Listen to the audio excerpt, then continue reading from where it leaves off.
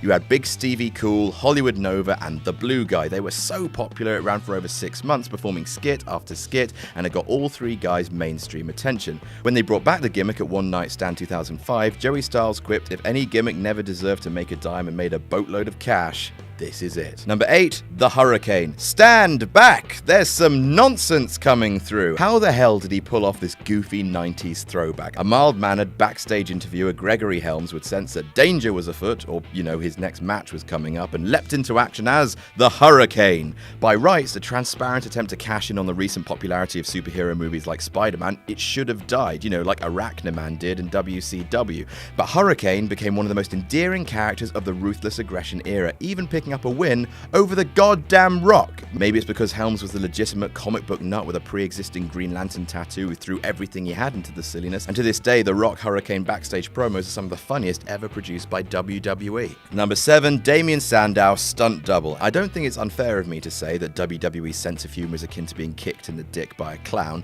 So often their attempts at the lulz manifests in hack vaudeville routines, gross out vom humour, or, well, Eugene.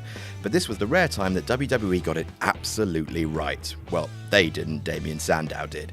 He was charged with being Miz's stunt double, copying his moves, and God, it should have been the most heinous bollocks. But Sandow straight up bullied the gimmick into being great through sheer force of beard and also of will. His program with The Miz is genuinely one of the best feuds of the last few years, and it's criminal that despite the fans giving Sandow one of the biggest ovations of WrestleMania 31, he slipped straight back down the card after that. Number 6, Al Snow. He carried a severed mannequin head. The mannequin head talked to him.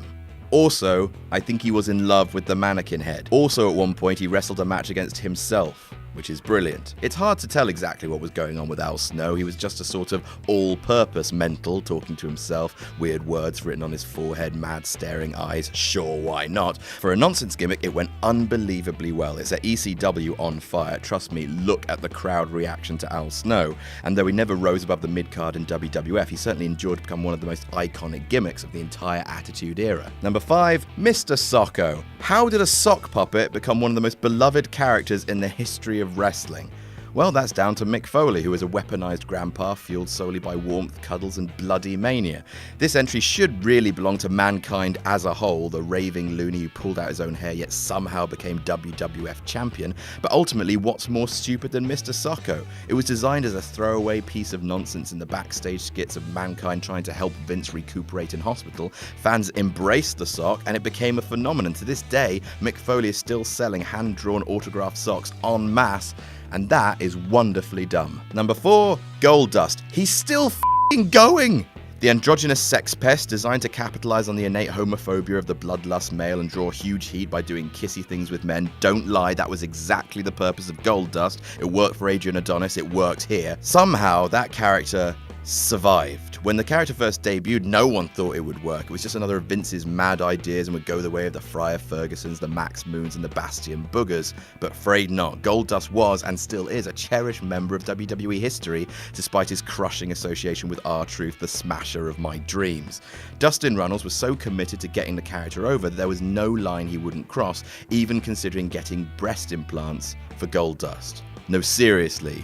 Actual invasive surgery. Number 3, Kane. Fun fact, Kane has a full biography written entirely in kayfabe, available to buy online. It's called Journey into Darkness and tells the story without once breaking character of a small boy called Glenn Jacob Calloway.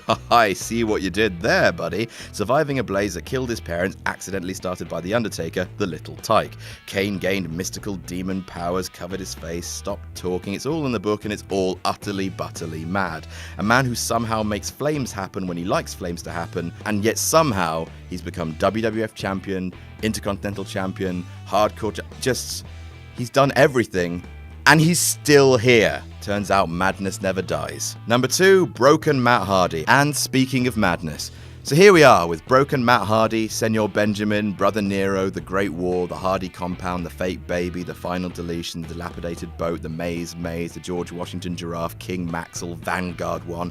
There's just so much creativity at play with the awfully accented, atrociously over-the-top Broken Matt Hardy gimmick that eventually it does wear you down and force you to sit back and applaud. It's a meme-generating powerhouse of a gimmick running on 100% commitment and the determination to be memorable or die.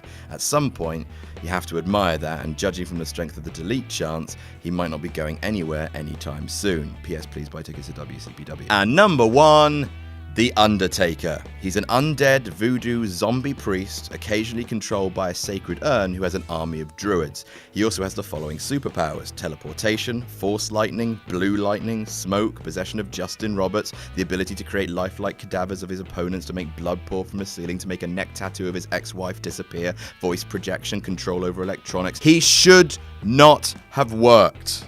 It's 2016 and we're still excited about the appearance at a basketball game of a character called The Undertaker. The Undertaker. He is called The Undertaker, and he's widely regarded as one of the best gimmicks in the history of wrestling. Insane. And that's our list. Did we miss any out? Tell us about it in the comments. Don't forget to like, share, and subscribe. You can follow me on Twitter here. I'm Adam from WhatCulture.com, and I'll see you soon. WCPW proudly presents True Legacy, featuring a quarterfinal match from the Adam Pacitti Tag Title Tournament. Moss and Slater versus Mustache Mountain. Nixon Yule defends her WCPW Women's Championship against Kimberly in a street fight. The Mexican sensation El Ligero defends his WCPW Internet Championship against the Bruiserweight Pete Dunne. Oh, it's true, it's damn true, believe me. The local hero Joe Henry challenges the righteous killer Joseph Connors for his WCPW Championship. And for the first time on British soil, in front of 2,600 WCPW fans, the Olympic gold medalist Kurt Angle versus the grandson of a plumber, Cody Rhodes. True Legacy Part 1, Saturday, November 5th, 8 p.m., 4 p.m. Eastern. Part 2, Saturday, November 12th, 8 p.m., 3 p.m. Eastern. Or watch True Legacy in full and on demand on What Culture Extra from November 4th, 8 p.m., 4 p.m. Eastern.